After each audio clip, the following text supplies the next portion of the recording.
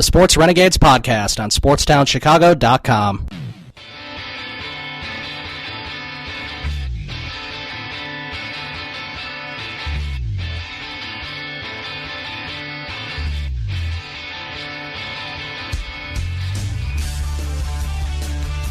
All right, welcome back to the Sports Renegades here on SportsTownChicago.com. I'm Ryan Stuprich. And I'm Ryan Risky. We talked about the Cubs and their great starting rotation and just sort of everything they're getting, or sort of everything that they're doing. They have a chance tomorrow night to get to 70 wins, which would be great and historic for them. And also, we talked about the Cy Young races in the American League and National League, and we gave our picks for each league for who we think the final three will be.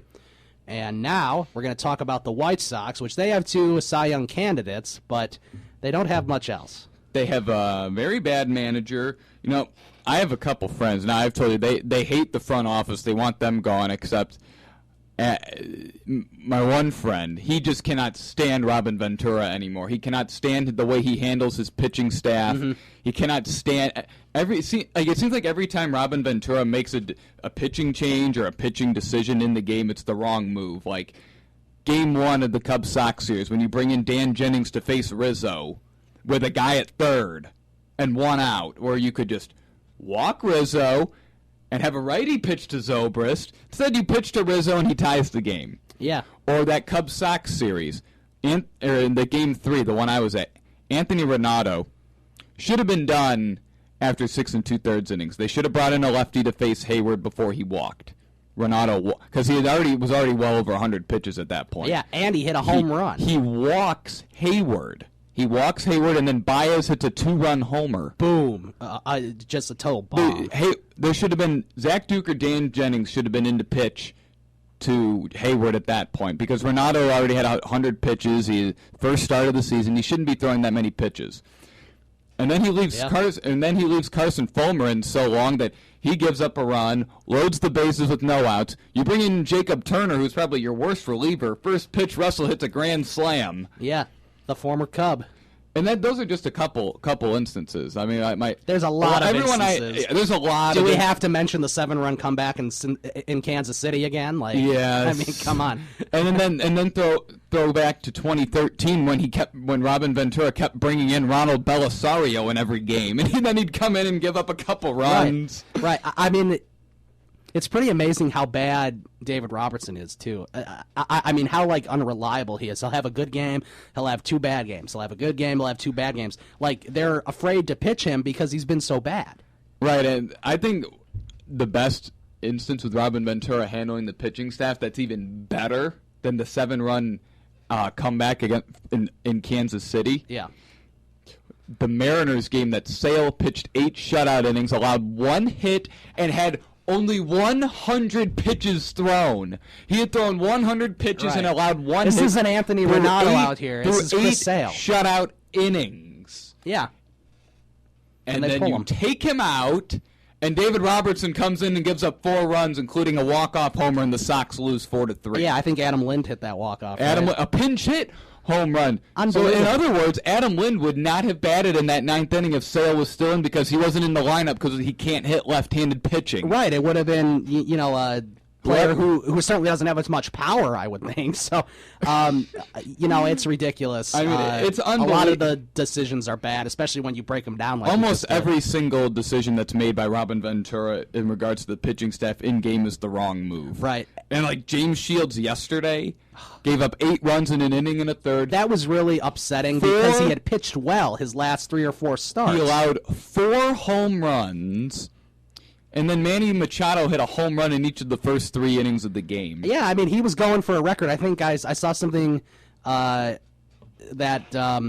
I think Mike Cameron hit 4 home runs in his first 4 at-bats, and that was, the record. So if Machado would have hit another home run in his next at-bat, except Cameron, I believe, he hit 2 home runs in the first inning, none in the second, 1 in the third, and 1 in the fifth is what I think Cameron did. Except that regardless, that's your first 4 at-bats. Yeah, so I mean, it's crazy. And, Manny Machado was so close to it. And there's been a lot of teams that have had tremendous comebacks against the White Sox this year. I mean, imagine, if the White Sox, if they would have won all the games that they were like leading in the ninth inning or down by 1 run or up by 1 run, I mean, they would be a postseason contender, no question, if they would win those games. But they're not winning those games. Except, I mean, their coaching staff is subpar. I mean, you could tell. I mean, their hitting coach doesn't seem like he knows what he's doing. Some of their starters, it's just so bad. Like, their bullpen is not good. I mean, Sale and Quintana have been good. Rodon has been inconsistent. James Shields is either he's been absolutely terrible or he's been pretty good. I mean, he beat the Cubs, which was embarrassing, and then he can't beat, and then he blows up again yesterday against Baltimore. His start before this past one was also bad, too. He gave up 6 runs in 5 innings. Okay, so maybe he's starting the Matt Latos downturn. Well, the thing with Shields is, you remember in that Cub game, because we were there, he kept throwing that, it was either that circle change or that knuckle curve that, right when it left his hands, you knew it was going to dip into the dirt, and you knew the Cubs hitters were swinging at it. I know. Yesterday, that pitch was going right down the middle, and he gave up 4 home runs. Yeah. And that was without Mark Trumbo in the lineup, too. Yesterday Trumbo was on the bench. Right. Steve Pierce was playing for him. So, it's very upsetting. And as far as their offense goes, I mean, they don't really have a good starting catcher. They're down 1 outfield spot, really, when you have, like, J.B. Shuck starting or Well, I mean, also when Avisail Garcia has been benched for someone like J.B. Shuck. Hey, Avisail Garcia played well against his former team, and that was about it. I mean, he played well in Detroit. He's hitting 2 or 3 home runs in Detroit. He's hitting .230, and he was benched for J.B. Shuck. Yeah, it's embarrassing. And, I mean, Adam Eaton, for some reason, Adam Eaton keeps hitting home runs, which is kind of impressive. But he's been a very, very good right field. It's amazing how bad defensively he was in center and how good he's been in right. Yeah, and he really does have a great arm. And for being a small guy, he doesn't look like a guy that has a big arm. Right. And then you have, I never liked the Melky Cabrera thing. I know he's done pretty well and he's gotten some clutch hits, but Melky Cabrera to me doesn't seem like a winning player. No. He's not a winning player, and he's not a starter on a winning team, in my opinion. And as you and I discussed on our last show, the White Sox, they did nothing at the trade deadline again. They traded Duke for Charlie Tilson. I know, and then he gets hurt in his first game. I mean, which is unfortunate. Yeah, I mean, that was a really nice running play. It just adds on to the bad season. And it's just like next year, I mean, it's like that's 3 years in a row they've done nothing at the trade deadline. So clearly they don't know what they're doing. How do you not do anything after you've seen what you've done the last Especially 3 or 4 years? Yeah, for 3 consecutive seasons they've done nothing at the deadline. And they haven't been to the postseason since 2008 now. Second longest drought in the American League to the Mariners. Is that right? Mm-hmm. Oh, man, that is embarrassing. And when you break it down even more, it's like next year could really be determined if Hahn and Williams know what they're doing, because you've got Frazier on an expiring deal, Melky Cabrera's on an expiring deal, Duke would have been. Robertson will have 1 year left after next season if he's not moved. He was supposed to be the next Mariano Rivera. That's what they were comparing him to. Brett Lawrie will also be a free agent.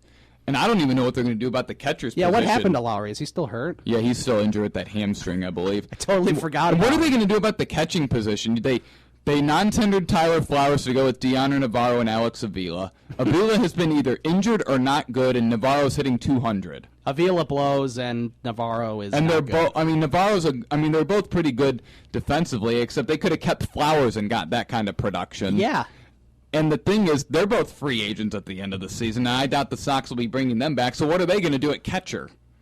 They're going to have to. AJ might be a free agent if he doesn't retire. Yeah. Swan song with the White Sox again, AJ. I don't know about that, but they're going to have to trade some people, some pieces. How are they going to? What pieces are they going to trade for a catcher? I don't know. I think especially now at the end of the 2016 season, they're either going to go full rebuild, which they should do, or they're going to trade away their whole farm system to get pieces and try to compete. What farm system do they have to trade away? Well, that's the thing. A couple of years ago, they had a great farm system. Every year, it's gotten worse and worse because they've been trading away certain people to get starters that aren't performing. Except the funny thing about that is the guys they keep trading from that farm, so they never had a great farm. They never had like the top end talent, except really the only guy. They always had good pitching. The guy that was a mistake to trade away was Josh Fegley, a good catcher who's been hitting very well for Oakland. Yeah. He's like a perfect Oakland guy too, like a young guy comes in, starts performing well.